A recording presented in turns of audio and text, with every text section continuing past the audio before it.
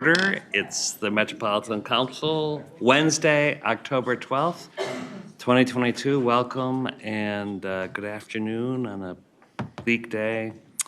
We have a number of great presentations today on budget and climate and some business items. So first, are there any changes to the agenda? Any council members see anything they'd like to change? No? Okay, then we're on to approving of the minutes from September 28th. Is there a motion and a second to approve the minutes? Move approval. Is there a second? Second. Thank you. Any discussion, corrections? All right, hearing none, all in favor, say aye. Aye. Opposed? All right, the minutes are approved.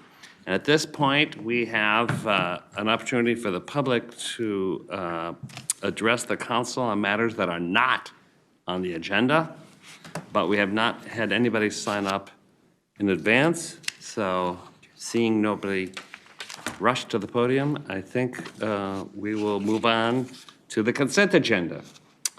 Is there a motion and a second to approve the consent agenda? I'd make a motion to approve the consent agenda. Thank you, Councilmember. Is there a second? Second.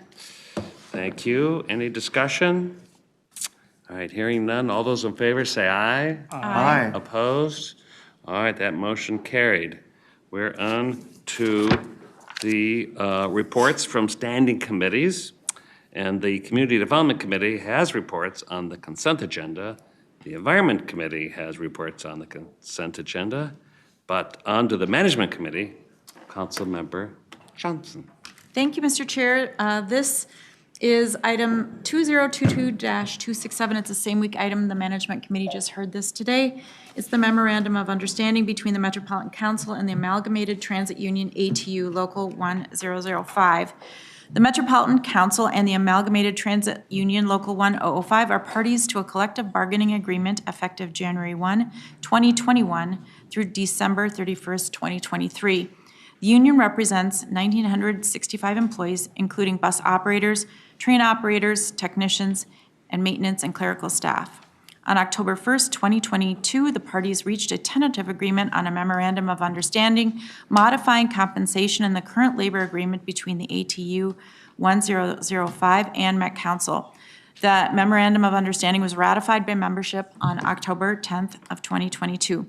Highlights of the MOU include a 5% general wage increase to all members of the bargaining unit, modification of the operator's wage progression, creating a new entry rate of $26.16 per hour, $26.16 per hour, a one-time lump sum payment to all members of the bargaining unit ranging from $500 to $2,000 per person depending on their job class, modification of contract language on train operator hiring, allowing Metro Transit to recruit train operator candidates outside of the bus operator job group, opening the job up to outside candidates as well as other employees of Metro Transit and the council, which is significant, I will add.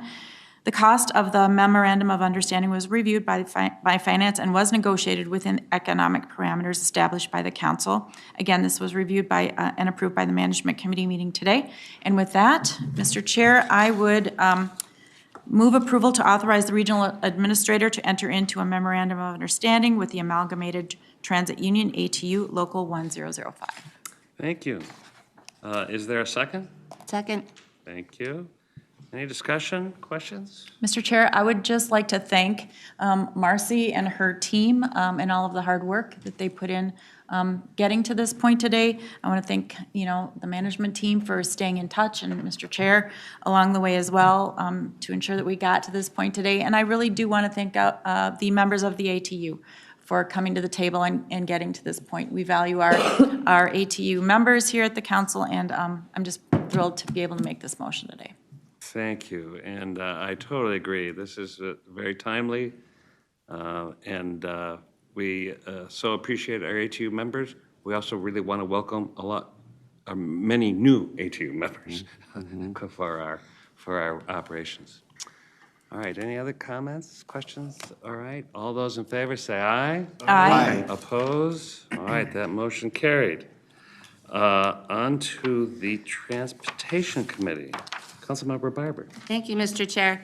Mr. Chair, council members, business item number 2022-262 is authorizing the regional administrator to apply for calendar year 2023 operating grants from the counties of Anoka, Hennepin, Dakota, and Ramsey. This proposed action will include county operating subsidy grants for the Metro Blue Line, Metro Green Line, North Star Commuter Rail, and Metro Orange Line. The 2023 operating grants for light rail are adjusted from a 10-minute frequency to a 15-minute frequency due to expense increases in excess of 3.15% inflation, operation workforce challenges, and the county's limits at 3.15% year-over-year funding growth as established in the Master Operations Funding Agreement. The 2023 operating grants for North Star Commuter Rail is at a frequency of 4 trips in the morning, 4 trips in the evening, and includes special event service. At this point, does not include weekend service. This action is the application process. Staff will come back to council at a later time for approval to enter into the 2023 operating grants with the counties.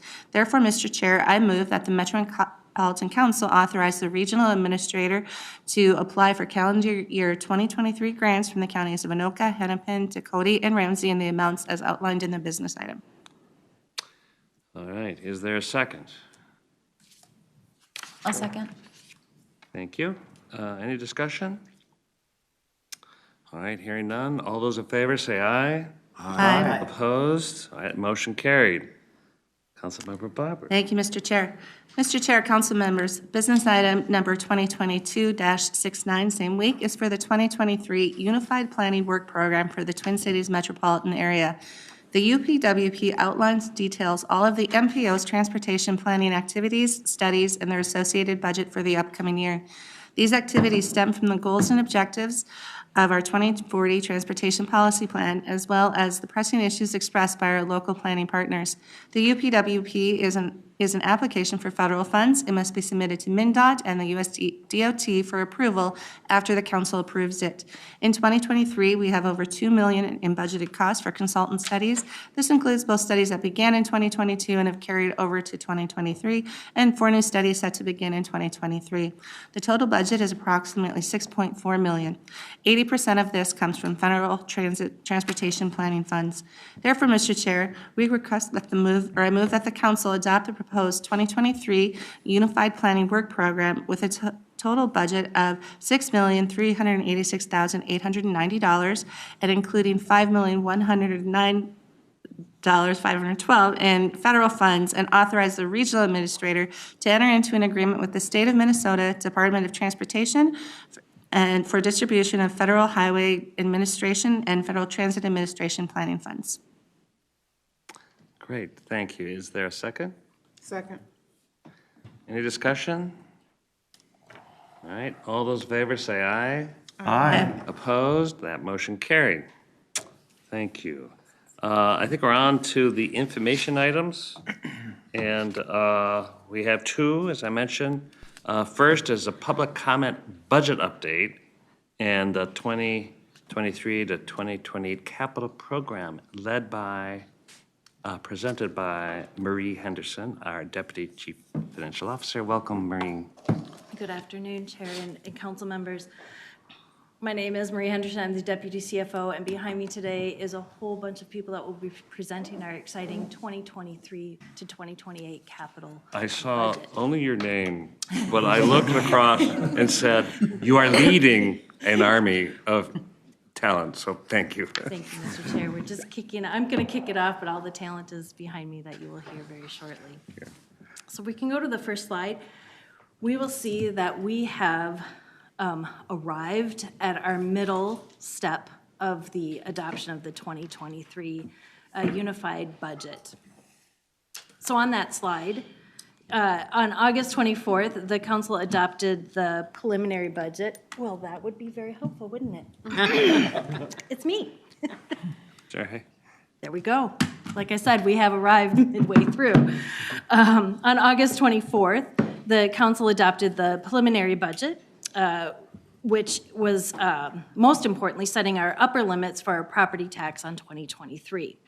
On October 26th, We will be back at the council, which is in 2 weeks, and ask for the approval of our public comment budget. This will include the operating budget that we have already presented, and that will include the 2023 to 2028 capital budget, which we will discuss here in a few minutes. As we talk about our operating budget, I want to talk a little bit about things that have changed since we have been here in August. The budgets will continue to evolve through this economy, and I just want to point out some things that have changed. The first thing is in a regional administration, we will be adding 1.2 headcount, making one person full-time, that's why the 0.2, and an additional headcount in procurement to help with principal contract administration. In community development, we have an increase of federal revenue, which is a great news because we have 41 new housing vouchers and 50 mainstream ones, along with the increasing overall housing voucher revenue based on the 2022 trends. There's also an increase in Housing and Redevelopment Authority, or HRA, for payments for newly awarded vouchers. There's expenses on that side, and adding one additional headcount for the Quality Assurance Manager. Also, the expenses increasing that growth. On the transportation side, I should also say that local housing incentive program is also increasing for the $6 million for increasing expenses for that program. Transportation will have reduced expenses for reduced service levels for the adjustment and reflecting of current ridership patterns, labor supply, and which is offset by the just adopted ATU increases along with transit police force wage increases. There's also some increases in our federal funds, which would be offset by our reduced revenue in fares. On our MTS side, fixed route increase due to increases in expenses in fuel costs and our contracts for higher wages for driver retention on MTS. Also, we have increased MTS revenues to reflect awards that we've received from MnDOT, and increase from Metro Mobility and Transit Link on some software updates. We do expect changes to all of these included in our final budget that will come in December, and this will be mainly due to the MVES forecast that comes out in November. So on the capital program. This slide, we will begin talking about our proposal from 2023 to 2028 capital budget. The divisions will describe each of their exciting programs and what we have planned for our capital projects across the council. I just want to note that this capital project is a $9.8 billion capital program. It's a 9.2% increase from last year's. There's some definitions that I'd like to remind you of, that there are actually 3 categories for this capital plan. There's the ACP, which is the Authorized Capital Program. These are projects that the funding has been secured and the council has given the final approval.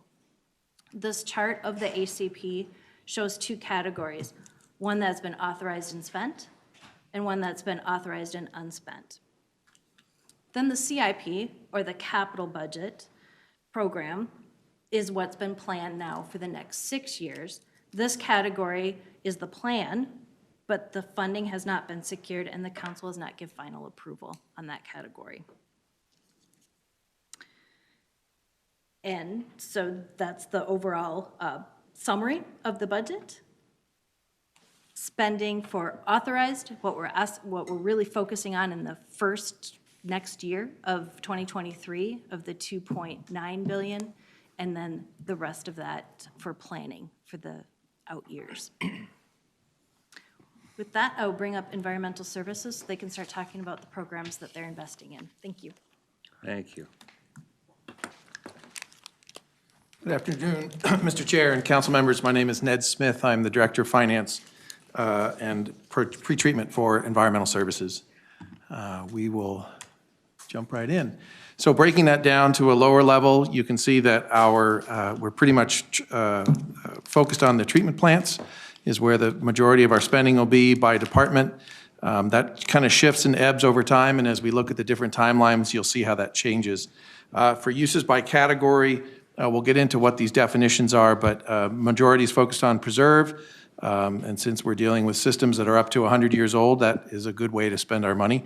Expand is acknowledging the growth in the region, and then improving is things where we're either making things more efficient or also responding to environmental or new regulations.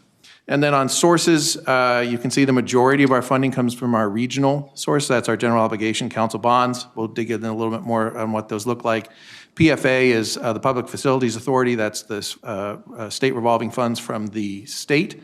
And then PAYGO is pay as you go. That's where we use operating funds instead of borrowing. In terms of the future, so as Marie just differentiated on the authorized program, there's what's authorized and spent and authorized and unspent. So for what we're looking in the near future, treatment plants at 67%, interceptor projects at 33%. But as you look further out with our planned, you can see that it's starting to shift back to a more balanced, and we'll be seeing more in our interceptors. And I'll walk through kind of what are the key drivers for that, what's happening in our plants that is driving that shift. In terms of our ACP objectives, I talked to these briefly just a moment ago, but preserving our assets, which is rehabilitating and replacing assets to preserve the value and performance. So that's where we keep what we have moving, keep what we have running. Capacity needs, we do have growth throughout the system in addition from population, as well as bringing new communities into our system. So we need to expand our system to meet those capacity needs. Some who trend this closely might notice that actually flows are down and continue to decrease over the last 10 years, but the growth in the population still increases solids. So that still requires growth, even though there might be less water usage. And then improving our quality, again, that's helping us with our regulations, looking for new environmental solutions such as reusing wastewater and increasing system reliability, and then conserving and generating energy. And we'll talk through actually a couple of those programs that are coming up in the plants. But you can see the shift, the breakdown here is pretty similar to the overall plan across all the categories. So what is the roadmap for the future spending? We've got some pretty big mountains to climb coming up, and that is, we do have some confidence in our ability to spend most of that because we are doing so much more work in the plants in the next couple of years. And we're doing some big programs in the plants. And so it'll be very focused, but 800-pound gorillas, and so that should increase our ability to execute our capital plans. In terms of how this breaks out, we've got $1.3 billion for our authorized capital program. $778 is out in the future where we haven't identified the funding source or authorization yet for that. All that rolls to the $2 billion you've seen. But in terms of next year, we're looking at $243 million is the planned capital expense for 2023. In terms of where do we get our money, PFA is the Public Facilities Authority, and if you've ever heard of SRFs or state revolving funds, those are the monies that are approved by the federal government that then get passed down to the states through the PFA, and is basically a loan subsidy. And for that, it gives us about a 1% interest rate discount. In 2022, we were able to get about $50 million. It was in the I can't remember the exact, let's call it less than 2% and for 20-year fixed. They did not pass a bonding bill in 2023, so, they did not pass a bonding bill in 2022, so that may temporarily limit how much we can get in 2023. Right now, it's looking like about $35 million, but if a bonding bill is passed in 23 or 24, there's an opportunity to retro fund some of our projects, so we might still be able to get the full $50 million. Our second source is council general obligation funds. These are secured using our wastewater revenue. We are proud of our AAA bond rating, which keeps our interest rates low. In 2022, we offered $48 million at about 3.25% interest rate back in March, which was quite low compared to what other folks were getting. If anyone refinanced in March, you probably didn't get 3.25%. So we're very happy with that. We do think in 2023 it will be higher. And as we look at our cash flows for 2022, that will determine how much we're going to need to borrow in 2023. But it'll be between 50 and 100 million is our rough estimate. And then pay-as-you-go, as I mentioned, is using your operating funds, and we have got that set at about $11 million per year that we use for PAYGO. So some highlights of our upcoming program. There are 6 major treatment plant projects in the 2023 capital program that are highlighted here. And these are going to be under construction within the next 6 years. First is our Metro Plant Services Building and site improvements. It's a design-build project that will relocate about 60 environmental services staff who currently office in temporary trailers. And those temporary trailers are 20 to 30 years old, so that's a really old temporary trailer. And those are going to be, and we'll also have some leased spaces that'll centralize or consolidate into the new services building and the new field services building next to the Metro Plant Analytical Laboratory. The design build contract will be awarded this year and construction will be completed by 2024. The picture at the top right depicts the plan for adding on to the Metro Plant Analytical Laboratory. Another one is the Metro Plant 4th Incinerator. It's a design build project that will help us preserve infrastructure and meet capacity needs, so this is a twofer. The 3 existing incinerators operate 24/7. The 4th incinerator will allow the plant to take the existing incinerators out of service one at a time to perform renewal work. Those incinerators are going on a little over 15 years old, so it's time to do some comprehensive rehabilitation.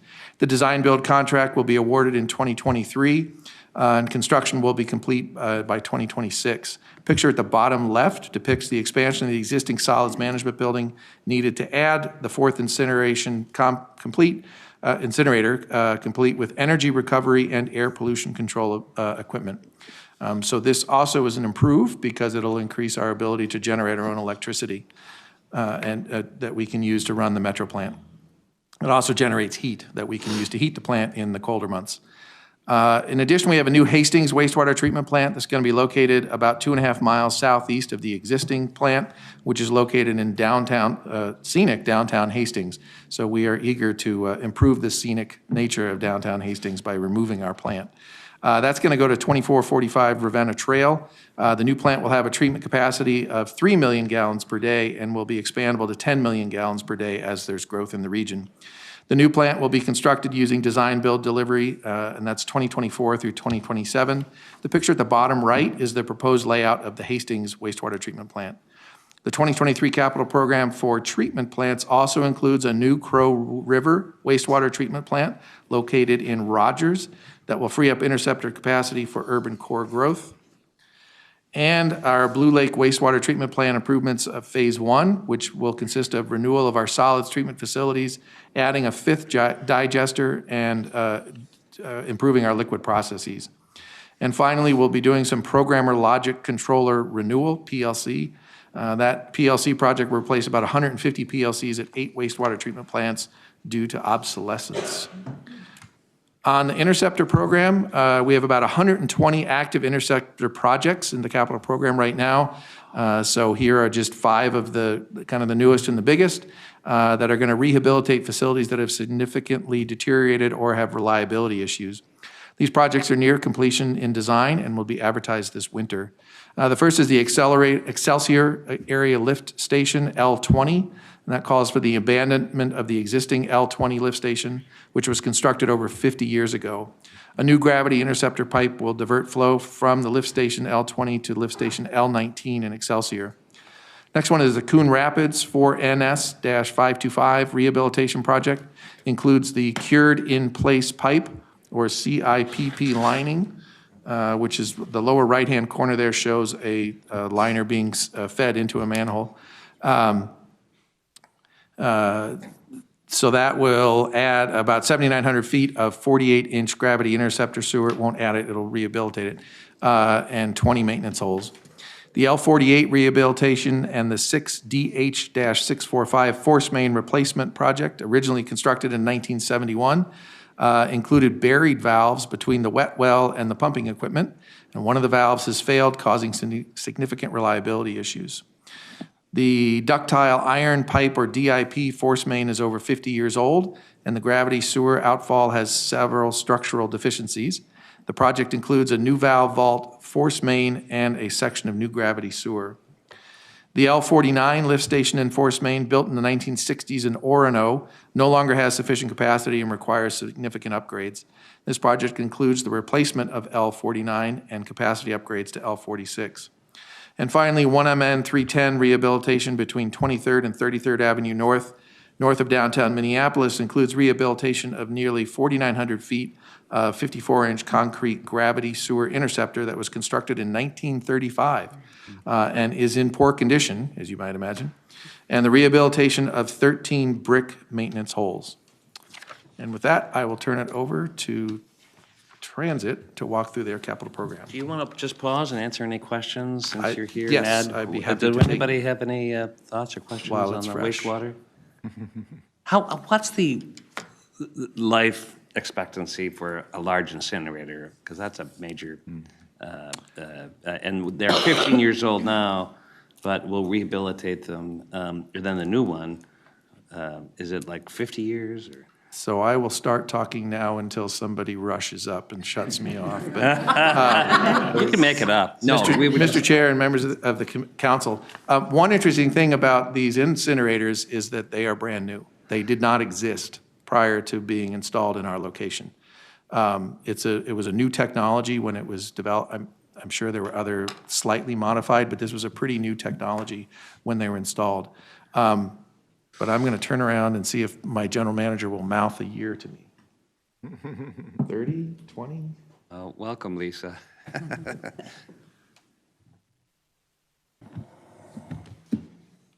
Truth be known, as we preserve them, we're almost replacing them as we go. A major, That's why we have such a big project while we build the other one. We also have to do some significant rehabilitation with the others. So we really can't say that it's going to last 50 years and then for sure we have to replace it. I think we'll figure that out as we go, but we have to keep them running and reliable. So preservation is the key. yeah, okay, great, thanks. Any other big thoughts? All right. Thanks, Thank you, Ned. Mr. Thanks, Chair. Lisa. Thank you, council members. And welcome, Met Transit.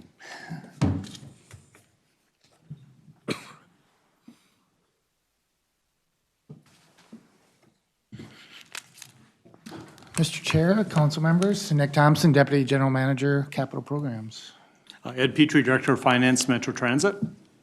Nick Hendrickson, Finance Manager for Metropolitan Transportation Services. Before we talk about the Metro Transit CIP tonight, just talk a little bit about what projects are underneath the big numbers that you'll see. This is our CIP as we come out of the pandemic and we're building our stronger and better transit system. So it represents projects in multiple categories. We're building the network of the future. If you think about this timeframe of this CIP through 2028, we anticipate building or starting 2 LRT lines, 2 dedicated BRT lines, Gold Line, which is under construction now. 5 arterial BRT lines will either be completed or in a phase of construction during this cycle. We are focusing investments on building a faster and more reliable system by investing in our existing system. Major transitway investments to our existing transitways. Bus and rail fleet overhaul is a big part of our investments. And then we're starting to own a lot of bridges and other structures that need maintenance. From a customer side, this CIP represents a major investment in customer facilities. We will be replacing the fare collection system with a new system in this time frame that will allow better customer experience and new technologies for payment for use of our transit system. Our existing facilities will see major improvements from the shelter to the station so that we maintain a good state of good repair and a safe condition for our customers. Lots of investment in safety and security, a focus of this council. That includes lighting, cameras, emergency call boxes, all of which are invested in all our stations on our transitways, and then in maintaining what we install in the field. We also, focus on our workforce. In this timeframe, we will open our new North Loop bus garage next year. So a major investment that just nearing completion on that. But also a lot of space to improve our workforce facilities where restrooms, break rooms, other rooms in our existing facilities. So our workforce has good space when they come to work. We have a strong focus on sustainability. You'll be hearing about sustainability later in the agenda. That last year we introduced our zero emission bus plan in the CIP. We continue that commitment we made last year. This represents 83 electric buses, replacement buses in this time frame, and then additional electric buses that go along with both the gold line and purple line. So we are maintaining that commitment that was in the plan that you adopted last year. This is an investment in equity too. It's throughout the system with our transit investment, from our expansion of our network to maintaining the facilities for our customers. A strong continued commitment in our Better Bus Stop program is reflected in this. We are meeting the ADA growth in our region through metro mobility and investment in making sure everything is ADA compliant on our system. And as I mentioned, our zero emission fleet we feel is a strong equity investment also. So what you'll hear tonight, what's new here too is a significant new federal funding with the infrastructure bill that is allowing us to do several new projects because of that increase in investment from the federal funding. So this is a CIP that reflects that increase now over that time frame. So I'll turn it over to Ed. Thank you, Nick. Okay, now we'll move into some of the numbers. First of all, the overall capital program, as Maria had mentioned, this is the overall capital program, which includes what has been authorized and already spent, authorized and unspent, and then future planned. So the total is $7.38 billion. You can see on the side, it's really heavily predominated by the transitways. About 68% of the funds are transitways, which are mainly Metro Blue, Metro Green Line, and the various BRTs. Our second item, which is the second largest item, would be the replacement of fleet, which would be both Metro Transit fleet and all the MTS fleet and all the Metro Mobility small buses. Then we have facilities. Other costs are mainly transit technology costs. As Nick had mentioned, it's all of our transit technology, but also includes a revamping and an upgrading of our fare collection system during this period of time. On the uses, you can see the largest piece is expansion, about 73%, $5.3 billion, heavily again predominated by the transitways, the Blue, Green Line extension, all the various BRTs.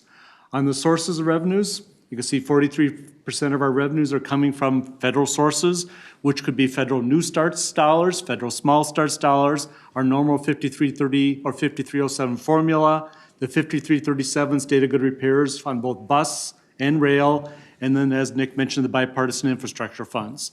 They're all included within the federal dollars.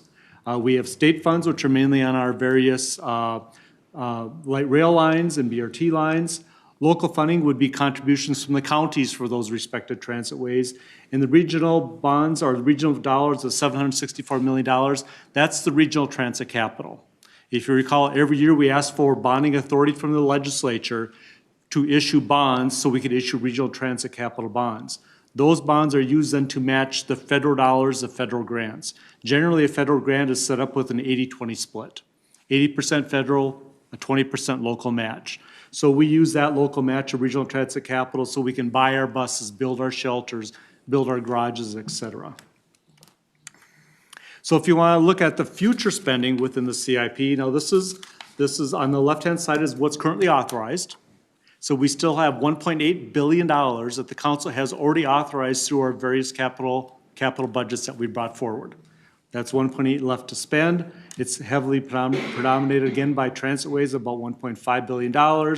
Then you can see we have funds in there for fleet, customer facilities, and other.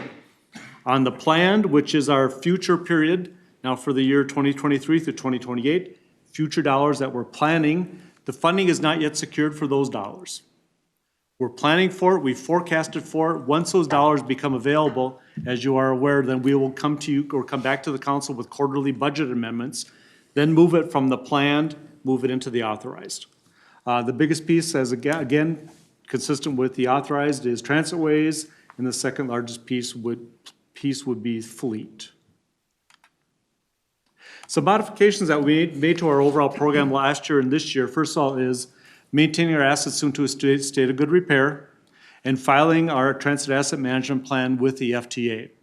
Back in 2018, we had to file our first plan with the FTA called the Transit Asset Management Plan. That plan has to have periodic updates every year, but then we have to do a complete refresh every 4 years. And in fact, just last week, we did the complete refresh and resubmitted that to the FTA based upon our 4-year cycle. As Nick mentioned, we will be opening the new North Loop bus garage sometime in the spring of 2023. It's amazing, you've been seeing this thing come up out of the ground, but we should move into revenue service early 23. Nick has talked about the bus electrification program.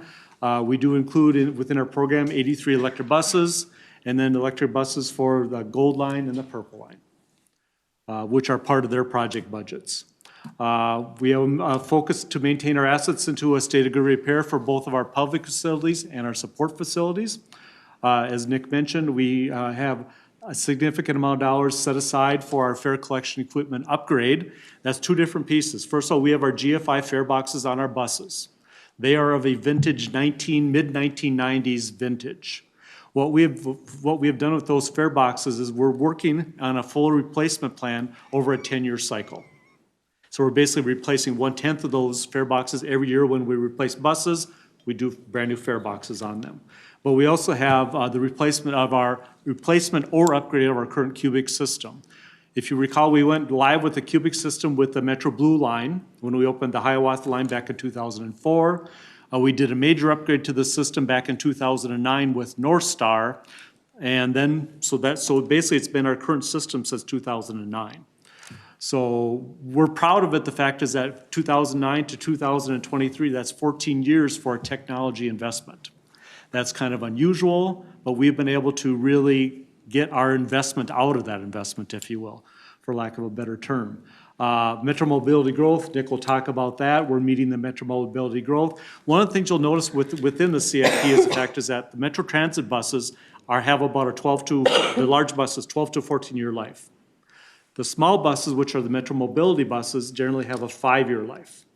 So many of those buses could replace twice during the CIP cycle. That we also then, as Nick talked about, we have the capital program, the equity priorities.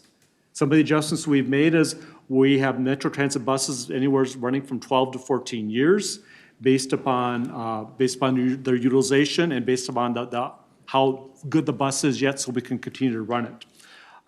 We've reviewed all of our project timelines. We looked at all our costs. One of the final points here is that we've reviewed our travel behavior based on changes that we're noticing with the customers. Coming out of COVID, we're noticing different changes with the customers, different travel behavior changes. We no longer have our Monday through Friday peak, morning peak, afternoon peak. We're noticing a lot of the ridership. The higher riderships are Tuesday, Wednesday, Thursday, a little less on the Monday, Friday, but also we're also noticing ridership is going pretty much throughout the day. You don't really have your peak period morning, peak period afternoon. So we're looking at all those travel behavior changes when we're buying our buses, forecasting buses, and identifying when we would need them, and also working with the number of operators we have and forecasting that forward. Fleet, as we talked about, we have within the 2023 through 2028 plan, $949 million planned to spend for fleet. We currently have $107 million that's currently authorized that would be purchasing either large buses or small buses, and also some of the non-revenue vehicles, which would be cop cars, supervisor vehicles, those types of items. On the plan side, we planned for an additional $842 million for fleet. We replace all of our buses for the fleet plan. One of the things that we also have done over the last couple of months is we went through an FTA triennial review about 3 months ago. One of the things that they're looking at, not only with the council, but also with all transit agencies across the United States, is the fact is that as a result of COVID, impacts of COVID, everybody has their bus fleets. You're generally supposed to run at a 20% spare factor. The council was higher than the 20% spare factor because we're running less service and also impacted by the number of operators we have. So one of the things that the FTA requested of the council, which would include Metro Transit Operations, MTS, and the private providers, all the regional providers, we had to provide the FTA, which will be submitting that, I believe it's the first week of November, our plan to when we'll be in compliance back to that 20-year percentage. So this is something that they're asking of all transit agencies across the United States. This is something that we're all in the same boat, if you will, because of changes with our pattern. MVTA Bus Garage, that's an Orange Line connector that they'll be building. We have ABRT bus procurement with CMAQ funds for the BDE, I think it's F, G, and H. Nick talked about the zero emission fleet, and we will also continue the overhaul of our rail vehicles. This slide gives you a feeling for the number of buses that we will be replacing during the CIP cycle 23 through 28. As Nick mentioned, we'll be replacing about 340 buses on the Metro Transit side. It's a combination of standard Arctic coaches and some electrics. The MTS side is just over 1,200 buses. You can see that's mainly predominated by the small buses, Metro Mobility buses, 958 buses. We will also continue overhauls on the Blue Line, Green Line, North Star to maintain those assets into a state of good repair.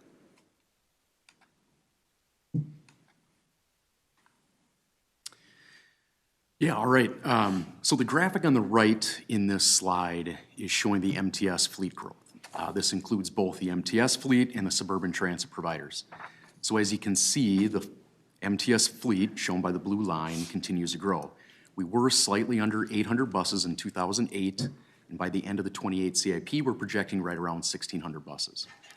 So this growth has a number of factors.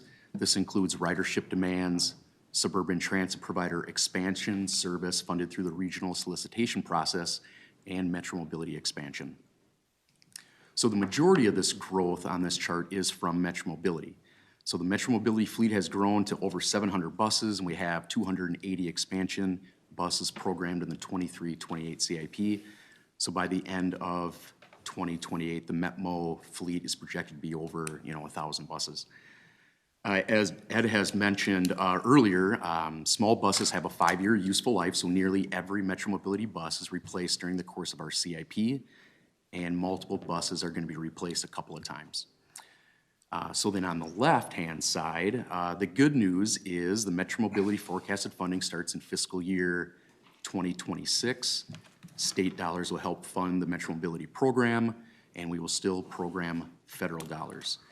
So this is going to be a change of how we program future revenue and expenses. This planning is currently underway on both the operations and capital side, and the forecasting funding will be included in developing the next year's Council's 24 to 29 CIP. Turn that back to Ed. Okay, moving on, the next category is facilities. This would include both our support facilities and our customer-related facilities. We currently have authorized, the total portion is $355 million. We currently have authorized $141 million.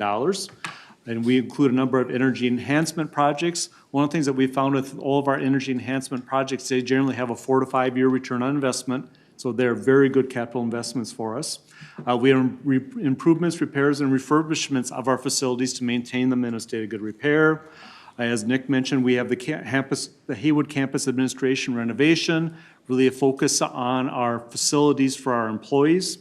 And we'll complete the new North Loop Bus Garage in early 2023. On the planning side, it's about $212 million. We have our bus electrification infrastructure program, which includes the buses, but also then the associated infrastructure to support those buses. We have the Burnsville Bus Garage Modernization Program, our modernization plan. This is the Burnsville Garage is starting some work on it in 2022, and then they'll go into construction through 2023 through, I believe it is 2025. We are running some hoist replacements, where we basically have within the CIP that we're replacing the hoists in every one of the garages, 1 garage per year, to maintain those in a state of good repair. We're also investing in our workplace, as Nick had mentioned, our support space in all of our renovations, focusing on equity, but also that we also have a number of investments in enhancing safety, security with lighting, cameras, and emergency call systems. Other costs, as we mentioned, is $261 million. Currently authorized 54, future planned at $208 million. This mainly focuses on technology. We have a number of IS capital upgrades and support equipment that have already been authorized with funding that we are moving forward on. But the planning, as I talked about, we're going to be replacing our vintage 1990s GFI fare boxes. We're going to be upgrading or replacing the cubic fare collection system, doing a lot more closed caption TV systems on the LRT and on the fleet, and also improvements to our message and real-time sign replacements for our customers. The big piece that we've talked about over the last few minutes is on the transitway side. That is the largest piece of our CIP, $3.3 billion. We currently have authorized future spending to complete yet of $1.5 billion. That would be dollars for the Metro Gold Line, Southwest, the Blue Line, and some of the BRT, ABRT projects. But we do have future planned within our 23 through 28 cycle of $1.8 billion that we'll bring in once those funds become available, bring them in. That includes Metro Blue and Green Line extensions, continued funding for the BRT and ABRTs, which included the Gold and various BRTs, ABRTs, the B, E, F, G, H. Continue work on our LRTs, our interlocking, all the parts. If you recall, a couple years ago, we did the major interlockings at the warehouse station on the LRT. We will continue that work going down the line. We have some light rail and North Star, some ADA and safety improvements, number of rail replacements, but the bottom line is maintaining all of our assets into a state of good repair. And with that, Chair, committee members, we would stand for any questions on transit. Any questions for transit? Councilmember Johnson. This is a great presentation, super comprehensive, and these are important expenditures. I just want to always keep in mind that operating and staffing goes along with it. So as we continue to move ahead, the council's going to have to be mindful, which we know of how we operate and staff, and you know, building it is one thing, one-time money, but then the continued tails going forward. So this is really helpful to understand that those big numbers broken down, and I just appreciate this. Thank you. Thank you. One other question, Mr. Chair. Sure. I heard a lot about technology and systems, and tonight at management, we talked about enterprise management that's moving forward here at the council. So I assume that with the vendor that we're going to be moving forward with, all of this will be wrapped into the analysis to make sure that we're integrating systems across the council like we need to be, and kind of moving away from that model that we were under 20 years ago with some siloed systems. So I see heads nodding, so that's Chair, committee encouraging. members, you are correct. I'm working with Craig and Marie Henderson on that. So yes, Okay. yeah, we are very involved in that. Excellent, really appreciate that. That helps me to even feel more comfortable with these big investments, knowing that we're kind of structuring how we do things differently. Yep. Thank you. Any other thoughts, questions? Go ahead, Phil. Thank you, Chair. I just was wondering, with Metro Mobility, looks like it increases pretty fast with the number of vehicles, and then they only last for 5 years versus up to 14 years on others. Are there ideas that you have for, reducing the cost of it, or at least leveling off of our growth in that area with budget-wise?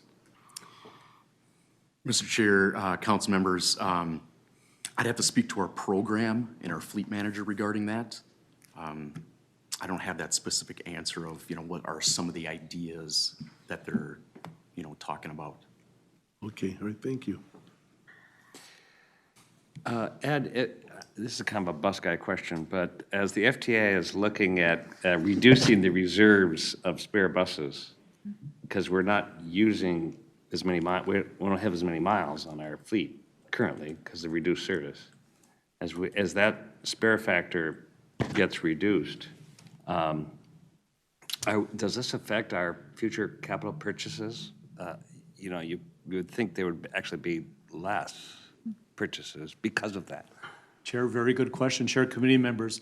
Yeah, if I were to bring up last year's slide, if you looked at it, we were replacing 340 buses in our plan this year. Last year, I believe it was 465. Okay. So it's significantly down. So one of the things that we're doing, like I mentioned, is generally it's the standard within the FTA is you have to run the buses. Our agreement was with the FTA is you run the buses 12 years. Right.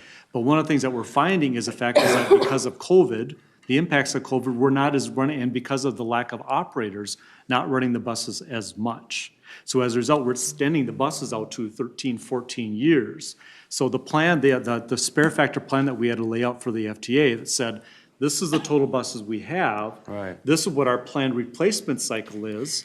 This is when we plan to replace them, keep them into buses, and buses that we're planning to run longer, and then buses we're planning to dispose of. So the whole line's converging. Right. Come out. Right now, the line for Metro Transit, I believe it was around 2025, is when we cross that 20% threshold. Right. And this is becoming more of a practice for all FTA procurements. Chair, committee members, that is correct. And this is also a practice that's constant across the United States. Right. Because that's one of the things, when the FTA was here 3 months ago, when they did the triennial review, they said these are the same questions and the same analysis they're asking from every transit agency across the United States, because they're all in the same boat, you will, that we are. Well, and I can imagine, given the supply chain and costs of parts and costs of buses, Yep. those are actually going up maybe faster than what we thought 2 years ago. Chair and committee members, that is correct. These are We used to counterbalancing. look at, apologize, Chair. We used to look at, buses, 3 to 4% inflation. That's not what we're seeing, and you're seeing 10, 12, 15% inflation on the price of buses. Significant price increases.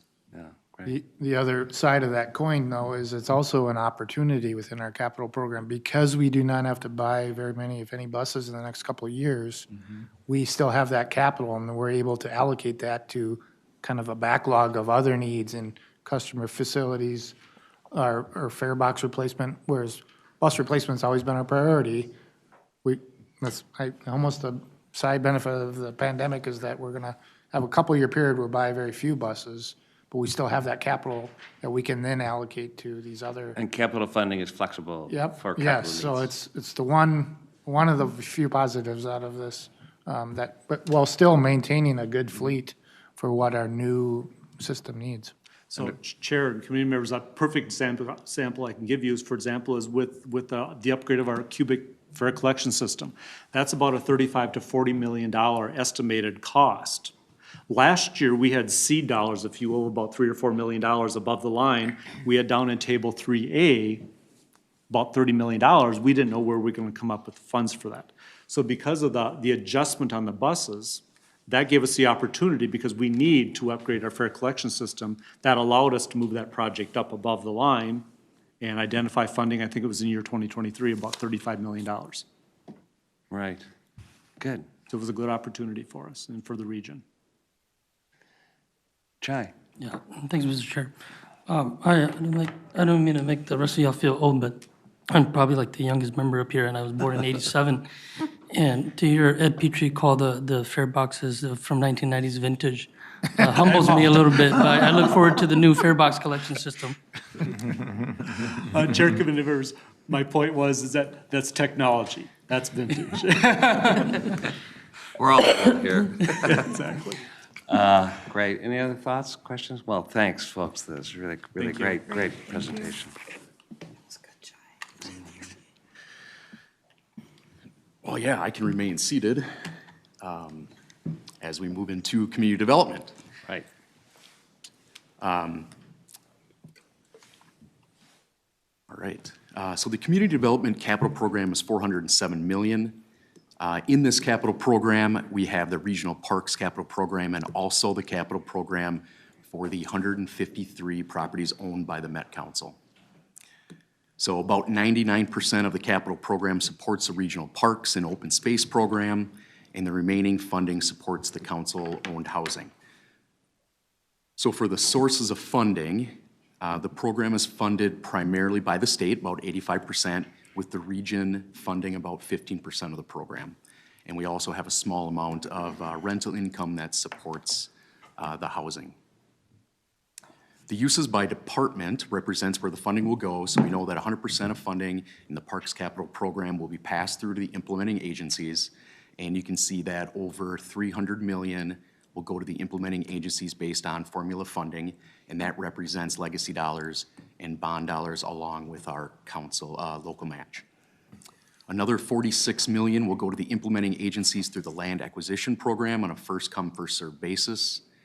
And for the remaining funds, $5 million represents the equity grant program, $52 million for legislative earmarks, and $2 million to support the council-owned housing in Metro HRA. So based on history, we anticipate that 23% of these funds will be used to improve the existing parks and trails, 36% will go to expand the system, and 41% will be used to preserve the park system along with preserving the council-owned housing. So for future spending, we have $330 million. We currently have $91 million remaining to spend in our current authorized capital program, and we have $239 million planned in the 23-28 CIP. 203 million in planned funding will be passed through to the implementing agencies by formula. 31 million is planned for land acquisition, and the remaining 5 million is for the equity grant program and capital improvements to Metro HRA.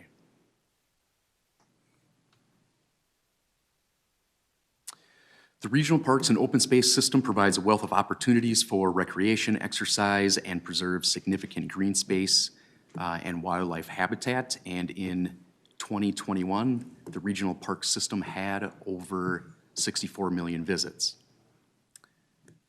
The council, in partnership with the regional parks implementing agencies, work together to advance equitable use of the regional park system. And this impact on equity happens early in our planning process by setting policy standards in Thrive MSP 2040, the Regional Parks Policy Plan, and the Master Planning Approval Process. And we also are able to set specific scoring criteria and equity analysis to award specific projects through the Equity Grant Program.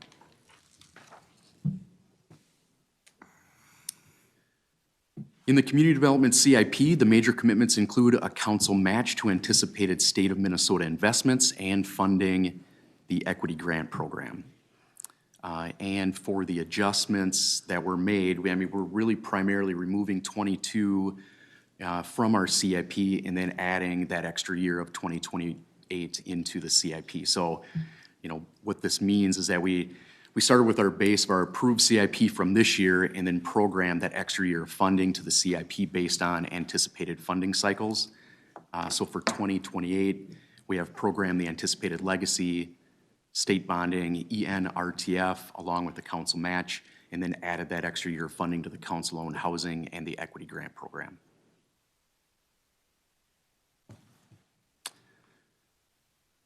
Um, 100% of our parks capital funds are passed through the implementing agencies, which I have mentioned before, but these are the following programs. So as you can see in this graphic, 3 of the 4 programs are sourced through state funds. And you can also see that the council provides a match to state bonding and the land acquisition programs and fully funds the equity grant program. So these funds are either passed through by a formula, first come, first serve, or a competitive process. And right now, our current portfolio is over 190 active grants, valued at 133 million, and we anticipate passing through 237 million in new grant funds between 23 to 28 in the Parks Capital Program.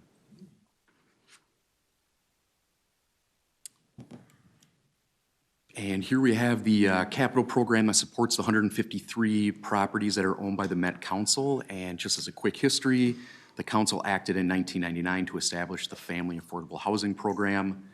The U.S. Department of Housing and Urban Development provided the council with 28 million, and the council purchased 150 units on the open housing market between 21 and 24. 2001, 2004. And most recently, in 2022, 3 more units were purchased through a partnership with the city of Edina. As these properties age, we also need to preserve these assets. So small routine maintenance and repairs are still being budgeted in the operating budget, but these large capital improvements will be in the capital program. So it's a quick example, ongoing repairs might be fixing a window, that would be on the operating side. A capital project would be in placing all the windows or replacing the roof in the home. So we currently have 600,000 authorized in our ACP, and we are planning on about 250 in future spending per year using the program's rental income for capital repairs to preserve the 150 properties that are owned by the Met Council. And that is the last slide. So, thank you for your time. That's the CIP for the 23 to 29 CIP. And the one thing I'd like to mention is I'd like to thank all the staff for all their hard work and dedication to help pull this together and help develop the council's CIP. And I can answer any questions for community development. Any questions for community development? Phil?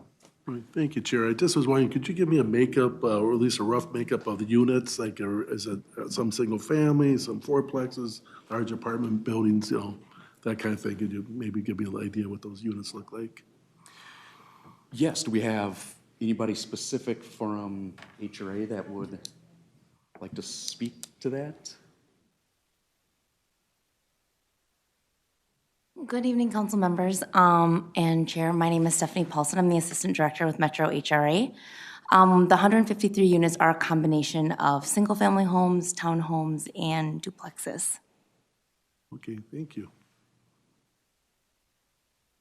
Arita? Thanks. Being a part of the Housing Work Group and the Community Development Committee, we've talked a lot about the council-owned housing. And one thing I guess that I have missed was that there was a gap between 2004 and 2022 since we purchased housing.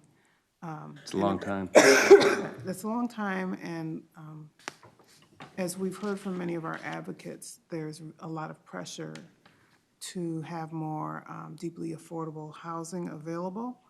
So I'm hoping that as we plan into the future, we look at the timing of how we purchase these council-owned homes so that we don't have such a long gap, because we're already so far behind, and getting caught up just makes it even harder if we stretch out the time between purchases. Thank you. Great comment. Councilmember.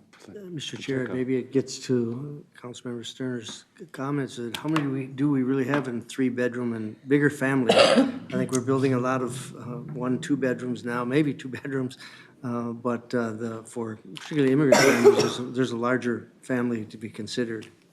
Absolutely, that's a great question, council member. When we purchased the 3 units with the City of Edina partnership, our goal was to locate units that were 3, 4, or 5-bedroom units to serve the needs of families that are larger in our region.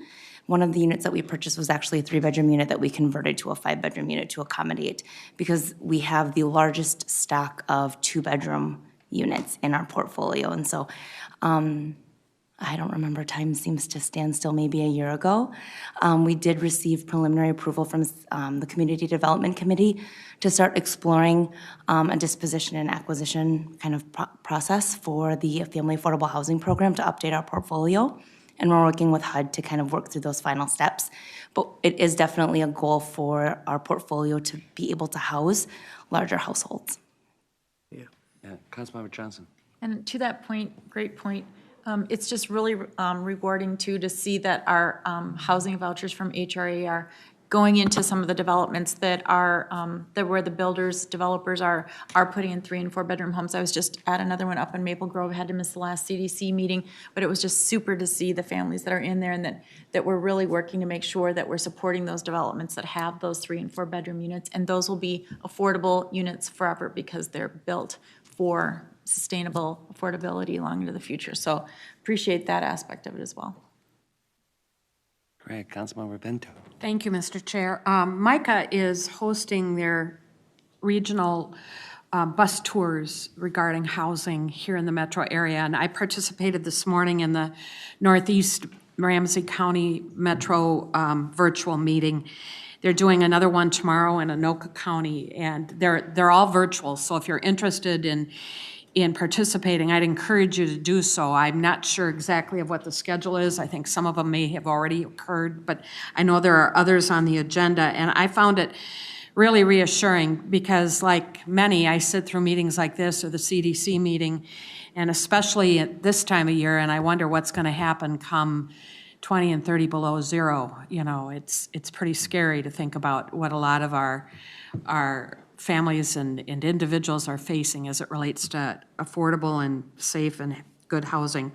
But the presentation this morning was excellent, and what I really appreciated about it was that it gave snapshots of what the work that a number of organizations like Beacon, Settled, I'm not going to cover them all, so I apologize to anybody who's listening and I miss, but Habitat for Humanity, what they're all doing to deal with the housing issue, and it's really impressive, and it's good to know that there's that kind of a partnership out there. I raised at a recent CDC meeting my concern that we don't have enough tools in our toolbox to fix this, and that we need to go to state and federal policymakers and try and get them, particularly at HUD, to think outside the box when it comes to funding possibilities. I don't think we've really looked at this in a broad sort of way, and I feel like we're trying to put, and I use this all the time, and I probably shouldn't, but during COVID, I got hooked on jigsaw puzzles. So I feel like we're trying to put together a jigsaw puzzle, but we don't know what the picture is, and we know we don't have all the pieces. So we're struggling to put that puzzle together, not knowing what it is it's going to look like when we get done, if we ever get done. And I know that back in the 80s, when the first federal legislation was passed, the hope was that was going to be probably not enough, but a good start. And it was a good start, but clearly it wasn't enough. So whatever we can do as a council to push our state and federal policymakers to really do something meaningful, I think it's really important. And I apologize for chewing up your time on that little litany, so now I'll shut up. No, Thank you. thank you. The gulf is getting wider, not narrower. Right. Any other thoughts? Oh, sorry. Councilmember Wolf, you're so far away. Thank you, Mr. Chair. Lisa Barajas was getting up to explain why we have not bought housing in the meantime. That first batch was part of the Holman decree when they tore down the concentration of subsidized housing in North Minneapolis. Right. That's how we got the money to buy the first batch of houses, and it's only because Edina came up with their own money to buy the second batch of houses. We don't normally have money that we can use for that. Our revenues are very strictly allotted to different things depending on where they came from, and with a very small general fund, we don't have the kind of money where we can just go buy houses. The Holman decree, right, that's right, Tanya. Councilmember Chambliss and Johnson. Yeah, thank you for that explanation, and also for your point, Susan, where we discussed that in depth at our Community Development Committee in terms of having more partnership to help resolve the housing problem, and getting more revenues is important, and to ensure that our legislators understand that we are here and willing to help with the planning and development and the distribution of funds if we can get that revenue source. So I'm glad we're having those discussions. Talking about budgets can be a little dry, but we're dealing with services on behalf of people. So that's what I wanted to say about There's that. a legislative session coming up, and I hear there's a surplus, so, Yeah. Councilmember Johnson. Yeah, just briefly, thank you for those comments, Councilmember Chambliss. And I think I'd like to say two things. Thanks for bringing up the Holman decree, because that was what was going through my mind, because Plymouth had its own HRA, and we moved forward and we had some units. And recently, we were able to get some veterans vouchers, and our HRA in Plymouth was able to build 2 units. But it's very difficult because, unless there's a big bunch of money to do it, it's difficult. So that's the history. And the only other thing I'd like to say, which is outside of our budget discussion, is the economy has to work for everybody. When we are looking at these wonderful new communities that are built, or people that are bringing them into some of the fair market with affordability built in, people are working. These are working people and working families. When I was up in Maple Grove, it was the Duffy developer that was in that area, up in kind of the downtown Maple Grove area, and I think this was their 3rd phase of a development. They actually have a unit that's been available since August. They're going through coordinated entry. It's for a homeless family, and because of all the bureaucracy, they can't get the unit full. And that breaks everybody's heart. So I don't know, there are all kinds of rules and requirements, and yet winter's coming, and there's a beautiful unit that I got to tour that's empty. That bothers me. So going back to systems and how do we think differently is really important. And again, just making sure that the economy can work for everybody. These are people that serve our communities every day, teach our kids, protect us, make sure that we get the food that we want on a daily basis, and all of it, and they shouldn't be falling through the cracks. So I just want to make that point. It's a multifaceted opportunity / challenge to figure out and build. I don't know if we can build our way out of it because we're losing ground so much, and especially for people of color. Okay, so thank you so much for that presentation, and that was every section very informative. We're on to our information item, Climate Action Work Plan Update, and presented by Lisa Barjas, who's been holding back on all those budget information, which you know a lot about. But welcome here to talk about the Climate Action Work Plan. And I would actually first turn to Peter Lindstrom. You've been chairing this little climate study group. Indeed, And maybe you can give a perspective. Yeah, just 1 minute or so introductory comments here, and just start off by saying I'll take the council down a trip down memory lane a little bit. This is our 2020-22 strategic plan, where, if you recall, many of us, most of us, gathered across the street and said what we want to do, what we want to accomplish in the next few years, including the creation of an agency-wide sustainability plan in here, and here it is, the draft plan. It's taken a few years, but that is only because of the immense amount of involvement from employees, from outside stakeholders that went into putting together a really rock-solid climate action plan. I did have the honor of chairing the climate work group, and we had Councilmember Lee and Vento and Zierin and Barber were very active participants in that work group. We met 10 times over the last year or so and acted as a sounding board for staff on these various action items to identify our own barriers, opportunities for the council. In the years ahead, I was going to give a top 3 reasons of why I'm excited about this plan, but the more I thought about it, I had to expand it to a top 7 reasons why I'm excited. And one is because over my time on this council, this is by far the deepest and broadest and division-wide plan that I have seen. These action items that you'll hear more about in the next few minutes are not just edicts from above, but really are ideas that have bubbled up from our staff, the staff that will actually be responsible for implementing them in the years ahead. I'm excited because these are ambitious but doable action items. It's going to be tough, but I think we've got the team to do it. I'm excited because these are near-term goals, 3 to 5 years. This is not setting a goal of, being carbon neutral by 2050 and then setting it on the shelf and forgetting about it. These are things that we can measure ourselves this time next year, in 2 years, 3 years, et cetera. This draft climate action work plan aligns with the state climate action plan, which is important because if you look across all of the state agencies, if you compare us to the state agencies, we are number 1 for emissions. Number 1, and being number 1 is great on a lot of different things, not when it comes to greenhouse gas emissions. And that's an outcome of the important work we do with transit and wastewater and these things that are energy intensive and consequently have a lot of emissions associated with them.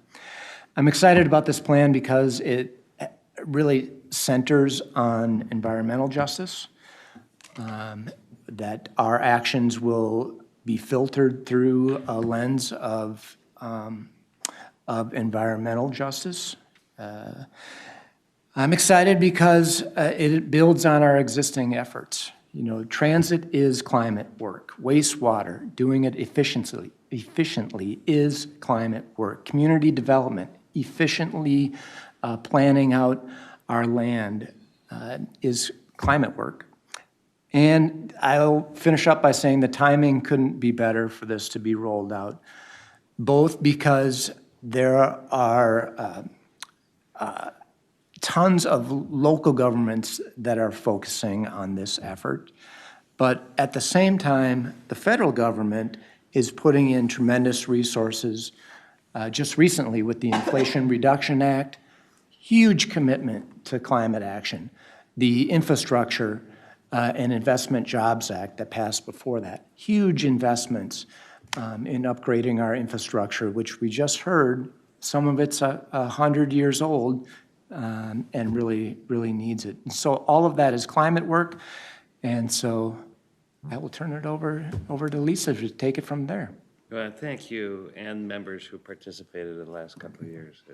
This is really exciting, and it doesn't feel like it was that long ago, but a lot of work has gone into it. Lisa. Thank you, Mr. Chair. Thank you, council members. I think Councilmember Lindstrom covered everything, so Yeah. I think we Are can there call any it a questions? We can go home. We can get right to the point. But no, I really appreciate it and really appreciate the leadership of the climate work group as well in supporting our efforts. And certainly our staff team not only was broad and interdivisional, but also many of them were contributing to the state's climate action framework at the same time as working on our own work plan. So really doing a tremendous amount of work and trying to align our efforts at the same time. So today, I just want to briefly touch on some of the things that Councilmember Lindstrom referred to in his remarks.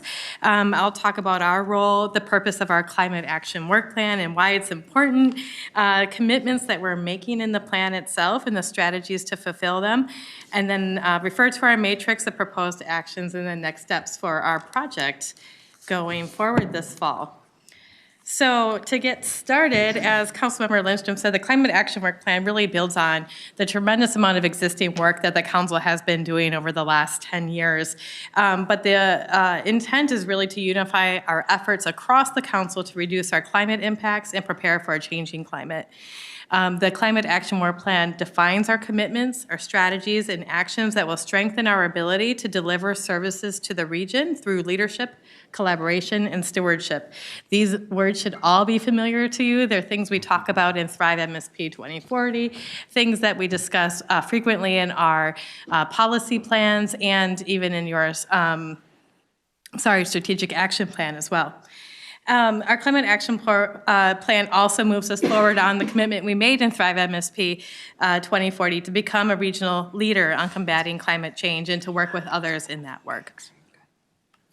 So as I mentioned, and as you're all very familiar with, we've been doing this work for quite some time, even as far back as in prior, probably before I started here at the council in 2007, I remember our environmental services folks getting rebate checks from Xcel Energy for some of the energy efficiency programs that they had been putting into place, even back that many years ago.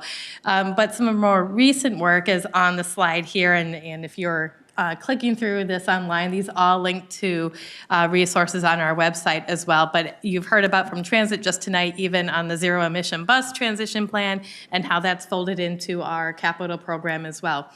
And of course, energy efficiency in our wastewater operations. It's not something we do once, but that we're continually doing. And building off of this work, and as I mentioned before, really bringing together a unified program across the council of how we address this, not only to ensure that we're all rowing in the same direction, but also to learn from one another in our operations and where we can make improvements across our divisions. So just as a reminder, it has been a long timeline, and we started this work. We had intended to start in 2020, but a lot of our staff also, being that they are in operations, were obviously diverted for other purposes during 2020, and that really threw us off track, but really hit the ground running in 2021. And starting with identifying our current work, interviewing staff groups across the council about what everyone was actually currently doing and how they might relate to one another. We also established our Environmental Justice Task Force, an interdivisional team to develop an assessment tool to help focus our work in the climate work plan. We analyzed gaps, studied what other agencies were doing, including agencies across the nation that were similar in their operational profile as the council, and developed our climate strategy focused on mitigation, which is reducing our greenhouse gas emissions, and adaptation, meaning that we're becoming more resilient to the impacts of climate change, which we're already facing today. You heard our environmental services colleagues talking about flooding impacts in some of the interceptors and lift facilities or lift stations that were in need of rehabilitation and even changing location. We then moved on to where we are right now is currently engaging with peers and environmental thought leaders for their feedback on actions, including our state agency partners as well, with whom we work very closely. And then, of course, in this quarter, where we have Q4 of 2022, while it says adopt the plan, it's where we'd like to get to, but that starts with engagement with you all at council meetings as well as at your committee meetings for deeper discussions. So just to refer to why and start our foundation of why a climate plan. As I mentioned earlier, our operations are already being impacted by climate change. So we want to do our part to meet, and we also want to do our part to meet state climate goals. Our streets heave and buckle in extreme heat or during freeze-thaw cycles, which impacts our bus routes and delivery of service.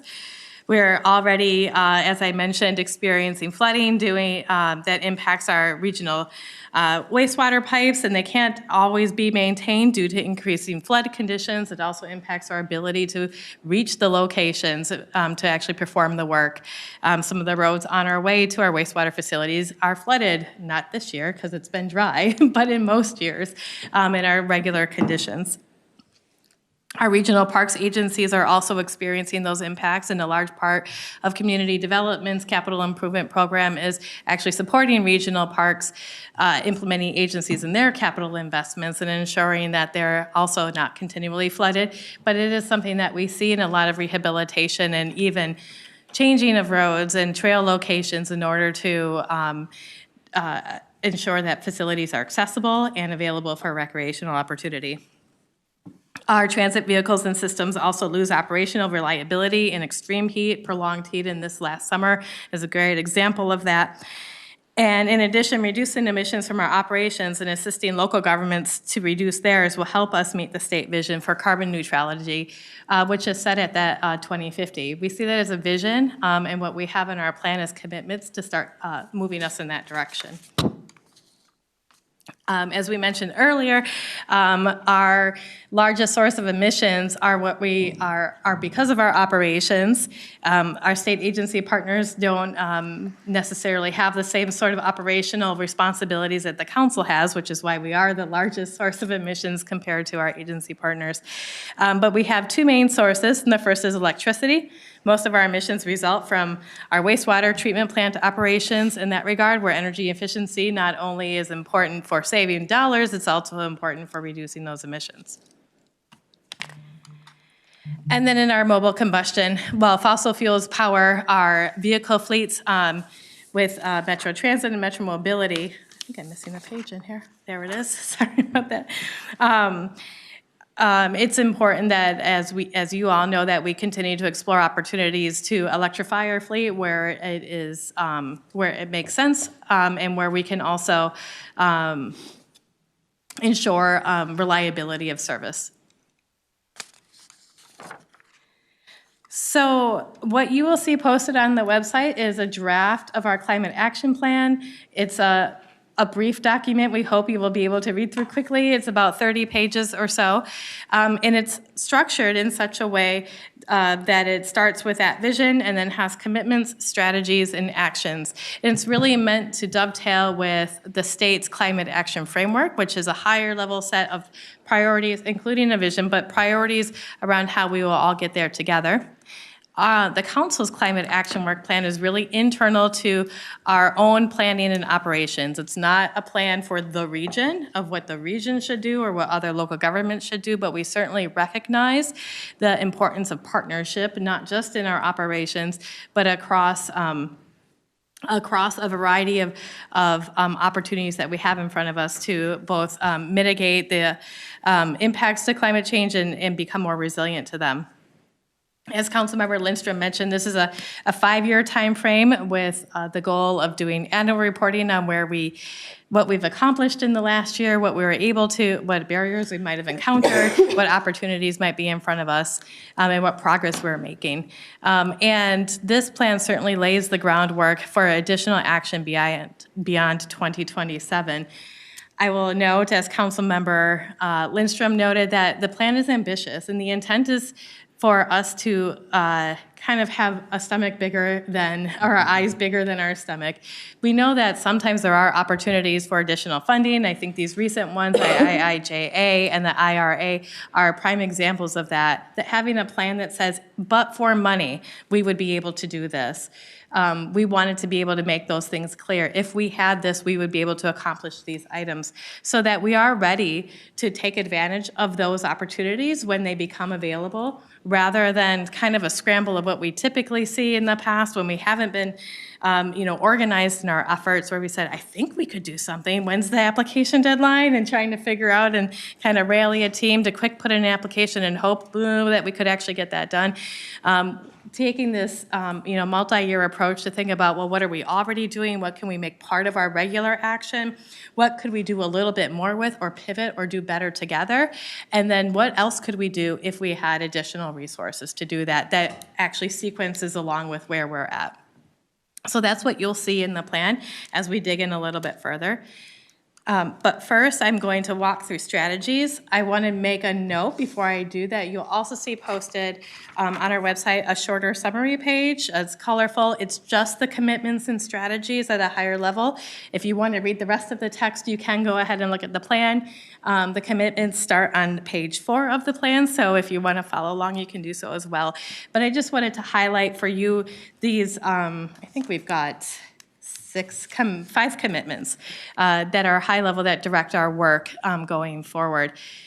So the first one being that we will incorporate environmental justice principles as we plan, implement, and evaluate our climate action work.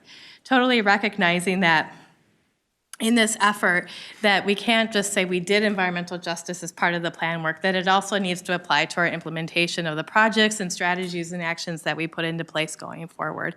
So as mentioned before, in parallel to developing this plan, our staff environmental justice task force created an environmental justice framework consisting of qualitative and quantitative assessments tools with which to evaluate the draft plan.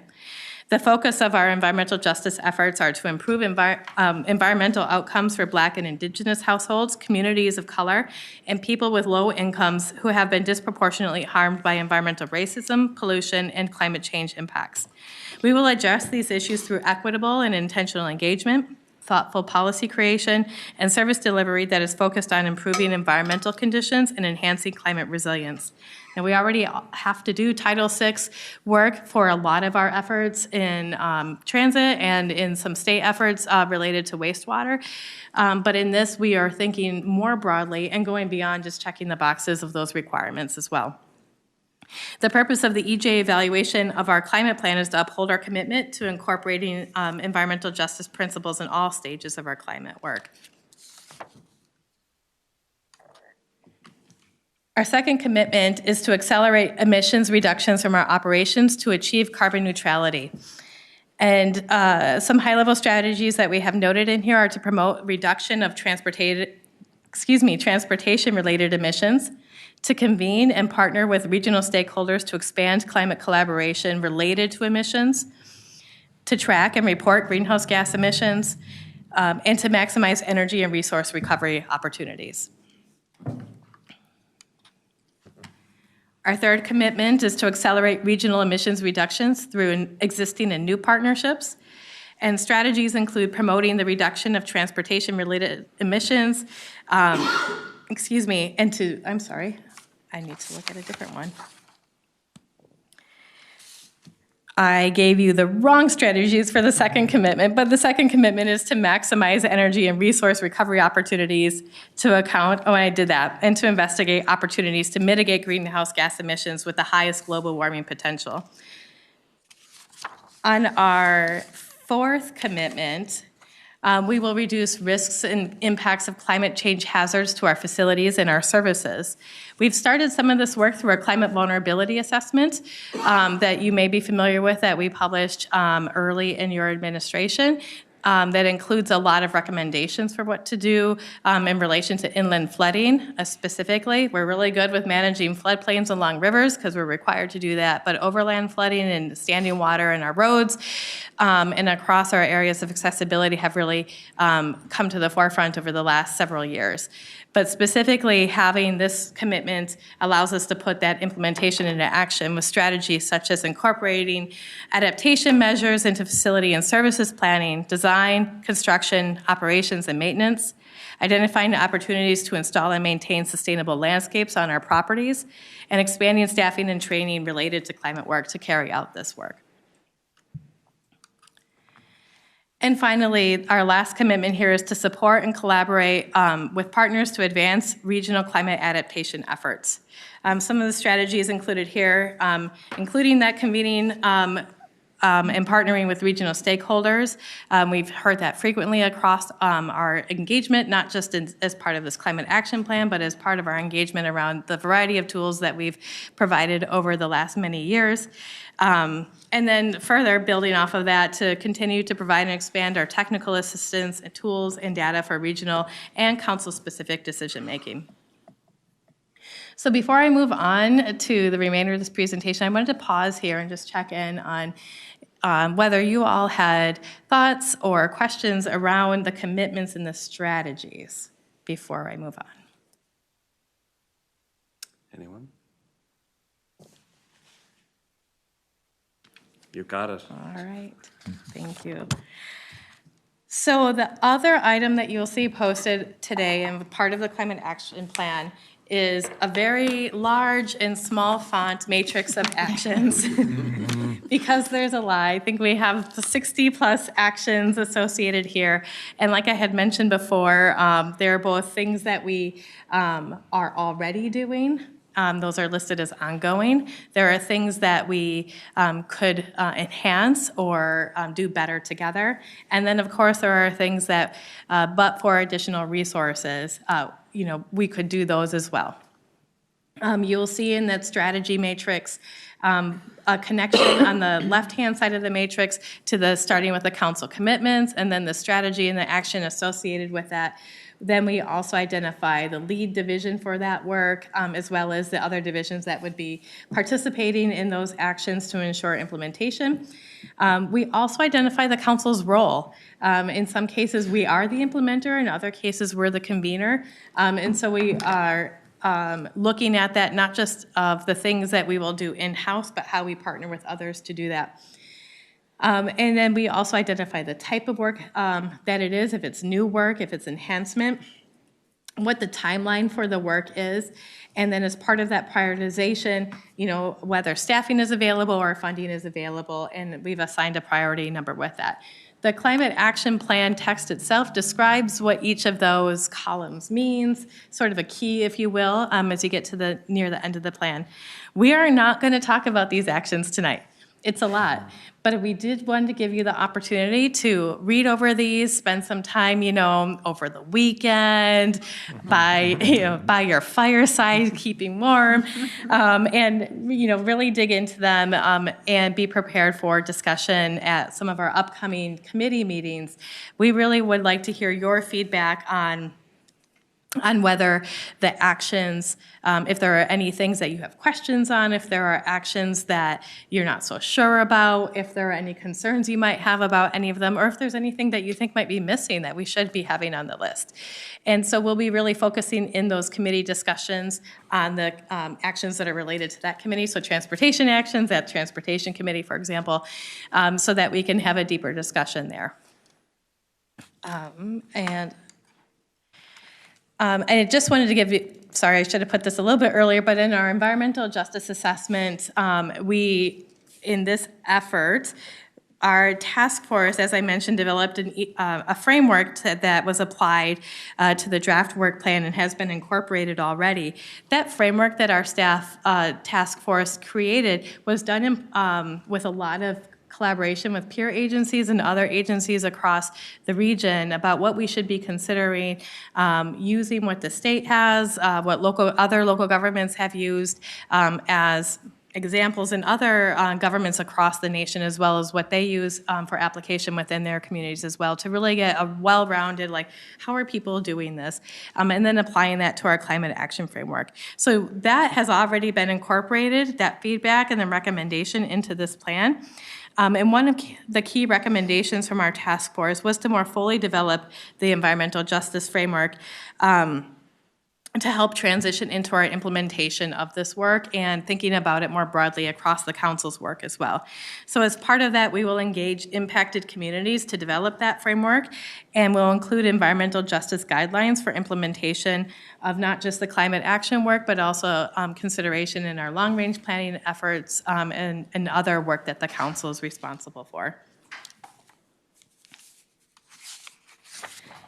As part of this development and work that we're doing right now, we have been conducting external engagement, as I mentioned previously, with state agency partners and environmental thought leaders. And we have met with 2 groups of those peer agencies, had a fair amount of turnout as well, and a lot of folks who are really interested in the work that the council is doing. Our partners, as I mentioned earlier, are really eager for collaboration, are really looking forward to working together to advance our shared climate goals. And our partners also had mentioned that how much they welcome the council's environmental justice approach to our climate work. Just generally a whole lot of shared enthusiasm for this work, and really lots of folks ready to roll up their sleeves and say, okay, so how can we do this? What's next? And ready to go. So we're really excited for that as part of our climate action plan, but something, as you will know, in our matrix, there's a lot of convening in there because our partners are asking, let's get together and do this together. So to round us out, is our committee schedule on here, where you see we've got quite a bit underway. Our staff are, you're going to see a lot of us over the coming weeks if you're on any of these committees, but if you're in transportation, Councilmember Barber, you get to see a lot of us over the next month or so. But you can see those schedules coming through and having those deeper discussions, as I mentioned earlier, around the strategies in each of these committees. But certainly I would not limit it there. If there are other things that you have thoughts on in the plan itself, in the commitments or the strategies at the higher level, or even in the vision, we certainly welcome that feedback and input all along the way. After coming through our committees, which we hope to complete before the Thanksgiving holiday, you'll see we will return to a committee of the whole on the 16th of November to report back on what we've heard, what changes we might be making in response to all of this feedback. And then we'll spend a lot of time over the weeks after that to get the final plan into shape and bring that back for your final approval in December. And I should note that that should say December 14th. That's a Wednesday, your regular meeting, not the 13th, that's Tuesday. We won't come that day, but we will be here on December 14th. Finally, I just would like to thank all of the team members who have contributed to this plan. It has been a significant amount of work. Our project managers here on the screen have just done a remarkable job of leading a very large effort across this agency and engaging with a lot of staff who are right down on the ground doing everyday actions in our operations, all the way up to folks like me who get to work with our state agency partners every day. I'd also like to thank Jean Landhammer from Communications for her leadership and support in our writing efforts and in our engagement efforts. She's excellent at keeping us organized and on track. And finally, as I mentioned, this effort wouldn't have been possible without the large team of staff from across every division of the council who participate in our climate action planning team, as well as on our environmental justice task force. It's their insights, their ideas, and their enthusiasm that have been so foundational and critical to moving this work forward. And it will be their efforts that will also get us into implementation as well. So with that, I would stand for any questions you might have. Well, thanks, Lisa. There's a lot here, and yet we're having a lot more conversations Right. in the next couple of months. Phil? Yes, thank you, Chair. My things, I'm looking at the committee schedule, and I know we're talking about environmental justice, but I'm seeing the Equity Advisory Committee on there, and I think it's real important to put that on the schedule. And I'm also on the Transportation Accessibility Advisory Committee, part of our transportation, and I know the smaller buses now, but they really have great ideas too. So I'm wondering if we could possibly put those two committees on the schedule here. Mr. Chair, Councilmember Sterner, we don't have them on the schedule for the Climate Action Plan itself, but we are planning to return to the Equity Advisory Committee to discuss an ongoing environmental justice work, which the staff had indicated would be a really great role for EAC to help us continue that effort here. But thank you for your recommendation on the Transportation Accessibility Advisory Committee. I will be sure we engage with them as well. Great. Right. Just maybe a follow-up. I know like sometimes there's some of my committee members are, feeling like they get it after the fact and they feel like they want to participate more in it within the Equity Advisory Committee. So if there was a way to even bring it up ahead of time, I usually get approached on environmental justice almost every time I'm there at a meeting and that then. So I think it would be helpful if there was a way to put them in ahead of time too. And I'm sorry, I was remiss, Mr. Chair and Councilmember Sterner. We did also send an invitation to all of our advisory committee members to participate in some of our engagement efforts or to meet with us one-on-one, because we knew we were just going to be squeezed for going to every single committee, but also for agenda time for a lot of our other committees as well. So there was another opportunity for engagement there, and I can certainly check to see if anyone had engaged. Perfect. All right. Thank you. Right. Councilmember Barber. Thank you, Mr. Chair. It's been a great being part of this work group. It's been very interesting, I think, and it's been a great example of all the cross-divisional work. Then I see a couple of you out there. It's been very, very impressive. I would really encourage all of you to actually read the plan, but also look at the matrix. And being the project manager that I am, the cool, fun stuff's the council commitment, strategy, and actions on the left side. But I would definitely take the time to kind of scroll all the way over where you're talking about, you get to see some of the things we're already doing, some of the things we can improve on, some of the things that would be new work, some of the things that would require new staff, that would require new investment. And it gives you a good overview of where, if we want to make some impacts, where should we direct people and investment versus also, and I guess not versus, but also taking credit and looking at some of the things we've really been doing well so far. So I just take some time and look at it. It's actually pretty comprehensive, but gives you a good idea of where we're headed with some things. Will do. If I could just jump into the weeds a little bit, following up on what Deb Barber just said, looking at that grid, one of the actions would be working with MPCA, MnDOT, on a regional transportation climate plan. Is that coordinated with the sub-cabinet's climate action plan, and would it be a subset or its own thing? Mr. Chair, that's a great question. That did come up frequently, not just in our engagement efforts, but also amongst our staff. Like, well, we're just getting started on the regional plan. How do we do this? Who should be involved? So certainly that is something that's referenced in one of the strategies somewhere, or maybe multiple strategies on how we need to incorporate that into our regional planning efforts, certainly on transportation. There are already some efforts underway, as you might be aware. I think Councilmember Barber is on, for example, VMT reduction goals. That is a coordination with MnDOT and transportation staff, for example. But Mr. Chair, and we also have have just kicked off the work on the Transportation Investment Equity Group. Right. And there's an element of environmental justice that gets factored into that. So as we start digging into these issues, they become very intertwined. So I think, Right. at a minimum, we need to be talking amongst each other a lot so that we're not duplicating work, but, kind of getting the right kind of opinions together for the entire region, so. Great. Yeah. It gives me confidence that we're thinking that through. Councilmember Wolf, I see you. Mr. Chair, I did take a look at the matrix thing some. It makes you go a little cross-eyed, so I couldn't get into it really deep. But looking at the priorities, you had a whole bunch of ones, a whole bunch of twos, and 3 threes. When everything is special, nothing is special. Doesn't it say that in that one cartoon movie?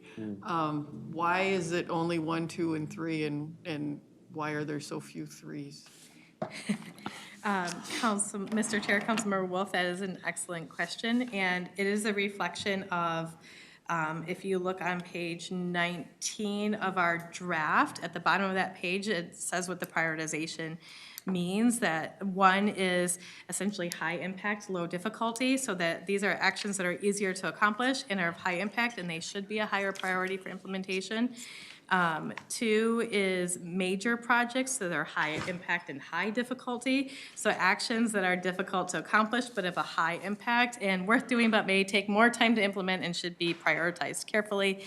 And 3 are what we call fill-ins. They're low difficulty, low impact.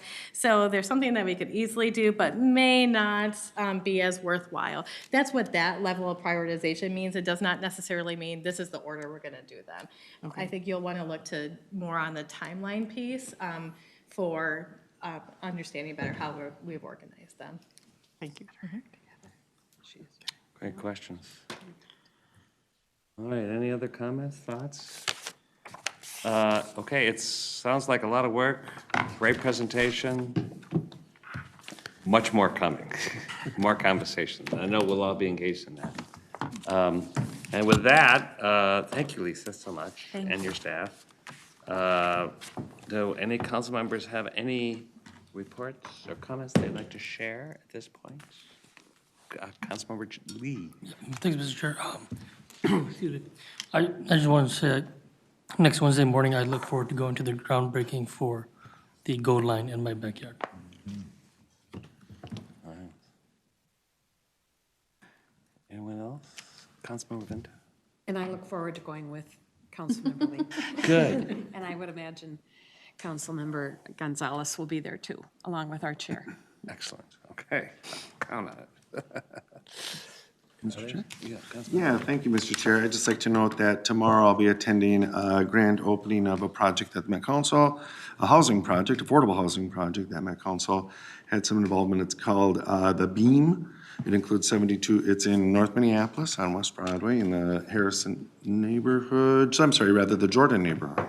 It includes 72 income-restricted apartment homes at 50 to 60% of the area and median income, 20 income-restricted townhomes at 80%, and we contributed close to $1 million from 2 different accounts, the Livable Communities Demonstration Account and the Tax-Based Revitalization Account for this project. So just to note, we're working at it, we're trying. And also, if I may just take a moment of sort of personal privilege and to note that someone that's worked very closely with a lot of council members here is transitioning. This is Hannah Paulmeyer's last council meeting, and I see that she's here in the audience. And so just to give a personal thanks for everything she's done for me, and I'm sure several other council members feel the same way. She's going on to a bigger and better position within Met Council. She'll be helping to represent us at the state capitol. So just to say thanks to Hannah. She's not leaving us. Duly noted. Thank you for mentioning that, and congratulations, Hannah. Wendy? I have actually a question. We have the employee appreciation thing coming up. Are we having buses from council facilities to get there? Oh, I don't know. We'll find out if there's buses to get to the location. Yeah, good question. We'll get back to you. Thank you. Yeah. It's one of my first two Councilmember telegrams regarding Hannah. She's amazing, and it's been great working with her. So thank you, Hannah. Really appreciate you. Yeah, Hannah, you will be missed by council members, even though you're still here, and we'll see you. But what an incredible role. Yeah, appreciate that. Any other thoughts? No? And standing in, an interim regional administrator for a day, George? For an hour. Yeah. Anything to report? No, sir, we're good. All right. General counsel? No reports? All righty. Well, we're before 6, so another well-timed meeting, a lot of substance to consider, and there is just a note that next week, I mean, you've seen the memo, but the council, the committee of the whole is canceled, and so we'll see you all before then, but at a council meeting in 2 weeks. This meeting is adjourned. Thank you.